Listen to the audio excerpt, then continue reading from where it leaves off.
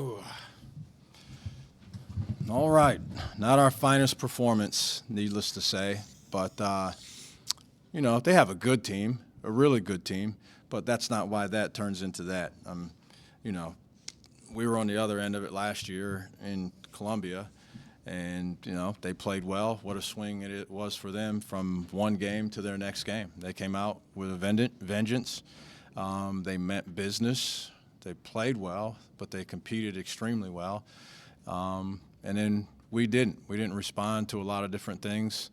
I thought we were fortunate to have a 12-point lead. The lead was only 12 points, a 12-point deficit at halftime. I thought we were really fortunate based on how we played and based on how they played and what was happening. But we just didn't respond in the second half, and we didn't have the juice and the fight that we needed to, and then we didn't play well either. And then we got frazzled in our shot selection at times, and they took the ball from us a lot of times. And so it just was one of those days. So there's not a lot to it. I didn't say a lot to the team after the game that had to do with basketball necessarily. But so we'll just have to turn the page and get on to the next game. In the front. Yeah, Lamont, you guys got outscored 66-36 in the paint tonight. I guess just what was Arkansas kind of doing in the paint in the front court that was kind of causing you guys issues? Everything. They made everything. They attacked hard. We didn't fight. I don't know if we've ever given up 66 points in the paint to anybody. So you have to fight. You have to be competitive. They made a lot of easy ones. They made a couple tough ones too. But if you're a good team like that and you smell blood in the water and the wheels start rattling, then it turned into a pickup game, and everybody was seeing everything go in. So it just was, we didn't. I don't think we competed to keep the ball out of that area necessarily at all. And then Arkansas had 6 guys scoring double figures. Just how difficult is it to guard a team when everybody, the scoring is well rounded like that? It's always more difficult when there are more weapons, and they have a lot of weapons.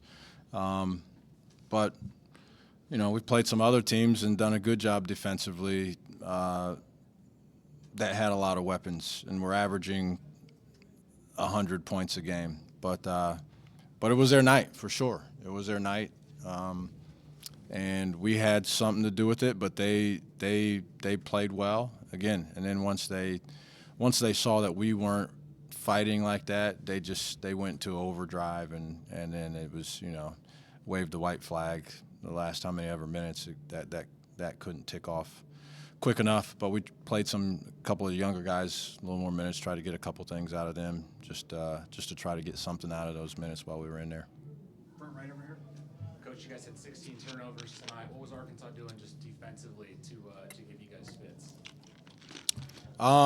Well, yeah, they took the ball. I don't think we were strong with it. They stripped it from us a few times in the first half. Might have had 10 turnovers at the half, I think. And we've done a good job for the most part of not turning the ball over. But we attacked with all we did was talk about being strong when you attacked, and we weren't strong. They just stripped the ball right out of our hands at times. Then we also miscommunicated on a couple. One guy zigged when he thought the other guy was going to zag. I think we did that at least 3 times on the baseline, 2 times, and once in front of our bench in the second half. The game was over by that point. But they pressured us. But we've been, Vandy was in the top whatever in the nation in forcing turnovers, and Georgia's forcing a lot of turnovers. We had 10 total turnovers, I think, and it was 10 in the first 2 games, or was whatever it was. I don't know, whatever it was. Yeah, so not many in our first game. So we'd done typically a pretty good job of not turning the ball over. But they were very active hands. And then when they got a couple of those, and then they blocked a couple of shots, and then the one goaltend, the guy jumped out of the rafters to goaltend that one. And then that there was an accumulative effect on that. I think we started being even less aggressive, which worked even quicker against us than continuing to be aggressive. But they had active hands. Meechie Johnson had 3 of those turnovers, but he also scored 29 points. What do you think of his performance tonight? I'll be honest with you. I mean, you're trying to take as many good things away from a game like this if you can, and hopefully that's one of them. You know, that's why it sounds silly. There was one of the officials, Michi drove it to the basket, and I didn't get a chance to tell him this, and they smacked him on his leg, and then he ended up going in and making the layup anyway, and I asked for the call down 120 or whatever it was that we were. And it sounds silly to ask for that call. And I think he looked at me like I was being ridiculous that I would ask for that call. But you're trying to get as many good things to happen. And Michi has to play well for us. He has to, right?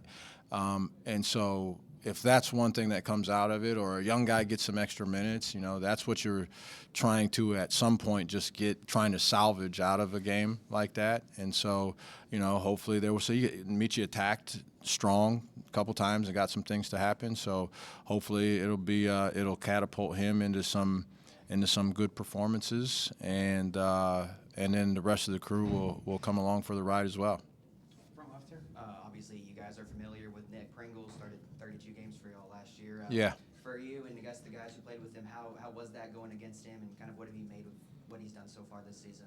Yeah, it's a different era in that the number of people that are doing that is everybody. I mean, we got so many guys. The SEC is such a good league that the number of people that transfer within this league is wild. I've never seen such a thing. But so anyway, it was just good to see Nick. You know, I asked him about his family and before the game, and I'm happy to see him in the role that he's in, and just happy to see him happy.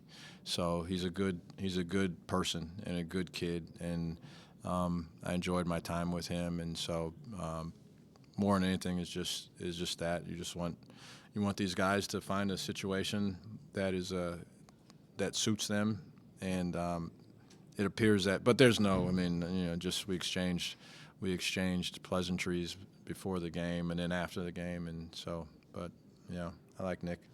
And then Darius Acuff had 13 assists tonight to go along with 18 points. I mean, just what is that like when someone's scoring so much but also just creating so much offense, passing to other teammates and creating stuff like that? Yeah, we had another guard do that against us earlier this year. You know, it's just so hard to say anything about the stats in this game. It's just a really hard, you know, other than, again, Michi scored, and hopefully that will be able to, he'll see that as some real positive. But, you know, I don't know.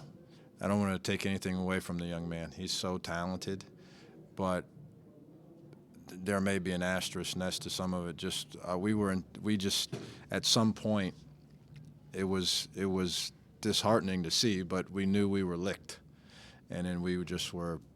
It was pickup. It was pickup basketball out there, and one team was like all-time offense. It seemed like, but he's a talented player. The one thing I will say about him, like when I watch him, and I watched him all the games that they played, and I feel like he certainly grew up. I mean this in the most positive way that I could say it. I feel like he grew up playing on the playground. And not a lot of guys in 2026 I would say that about, but I feel like this guy played on the playground, and that's where a lot of the things that he does, they shine, you know. And he's a very, very talented player, and he seems to be a very composed guy. So anyway. Thanks, Coach. Appreciate it, guys. All right.